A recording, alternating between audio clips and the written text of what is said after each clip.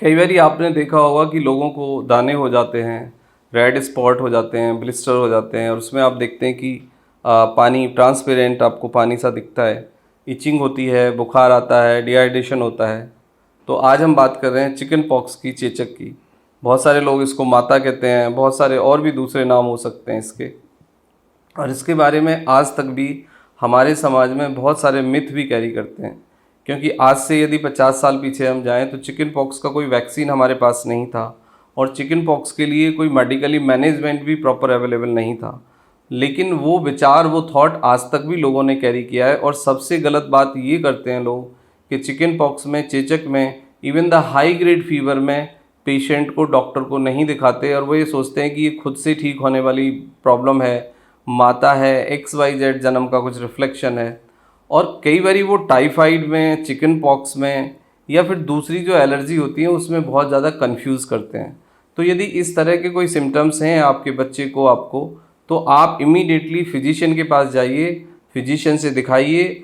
अब chicken pox का vaccine भी अवेलेबल है और चिकन पॉक्स का प्रॉपर, चेचक का इलाज भी संभव है और प्रॉपर मैनेजमेंट है, प्रॉपर इलाज है और आपका पेशेंट 7 to 10 डेज़ में कम्प्लीटली रिकवर कर जाता है। लेकिन ज़रूरत इस बात की है कि राइट टाइम पे सिम्टम्स को आइडेंटिफाई करें, डॉक्टर्स को अप्रोच करें और डॉक्टर को फॉलो करें।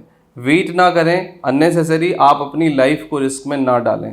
देखो, जो आपके मिथ हैं, जो आप सोचते हो, ये चीज़ें इसलिए हमारे समाज में थी क्योंकि पहले चिकन पॉक्स का वैक्सीन भी नहीं था, चेचक का, और उसके बाद कोई इलाज भी नहीं था और ये भी नहीं पता था कि ये होता क्यों है। अब इसका कॉज भी पता है, सिम्टम्स भी पता है, इलाज भी पता है और इसका वैक्सीन भी अवेलेबल है। तो सबसे पहले हम आएंगे कि ये आखिर होता क्यों है। देखो, चिकन पॉक्स का जो वायरस है वही इसके लिए जिम्मेदार है और ये एक प्रॉपरली वायरल डिसीज़ है और ये प्रॉपरली चिकन पॉक्स के वायरस से ही होती है। वेरिसेला जोस्टर इसका नाम है और ये कॉमनली मतलब हवा से हो सकता है, पानी से हो सकता है, एक इन्फेक्टेड पर्सन से दूसरे पर्सन को हो सकता है। That is the source of the droplet infection. उसी तरह से ये होता है। अब इसके ना कुछ सिम्टम्स हैं जो कि आप देख सकते हैं, लाइक ब्लिस्टर्स हो जाएंगे, रेड होंगे।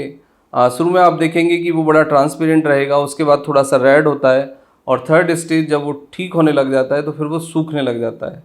इचिंग होगी, कई बार उसमें से पानी जैसा निकलता है, डिहाइड्रेशन होगा, गला सूखेगा, हेडेक होगा, फंक्शनल वीकनेस आएगी और कई बार ब्लैक आउट भी होता है। तो ये कॉमन सिम्टम्स होते हैं।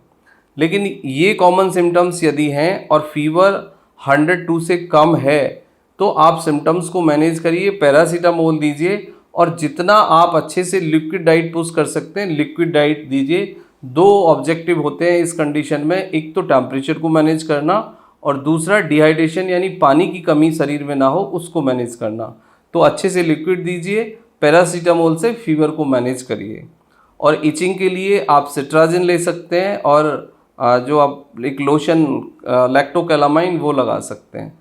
लेकिन अब दूसरी बात है कि यदि कॉम्प्लिकेटेड केस है, रिस्क ज़्यादा हो गया है और कॉम्प्लिकेटेड सिम्टम्स दिख रहे हैं जैसे कि वोमिटिंग होना, चेस्ट पेन होना, कफिंग होना, लो बीपी होना, यदि कोई इम्यूनिटी कंप्रोमाइज पेशेंट है, लाइक आर्थराइटिस है, किसी को कैंसर है, किसी को टीबी है, किसी को मल्टीपल जॉइंट पेन है, तो ये इंसान बहुत ज़्यादा रिस्क के अंदर है।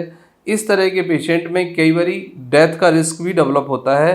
तो यदि इस तरह की कोई कंडीशन है तो आप इमीडिएटली डॉक्टर के पास जाइए, वेट मत करिए, क्योंकि ये बॉडी के जो दूसरे ऑर्गन्स हैं फिर उसको भी चपेट में लेगा। इसके बाद आता है कि यदि टेम्परेचर मोर देन 102 है तो आपको हॉस्पिटलाइज होने की भी ज़रूरत पड़ सकती है 1 से 2 दिन और फिर आपको एंटीबायोटिक थेरेपी पे डालना होगा।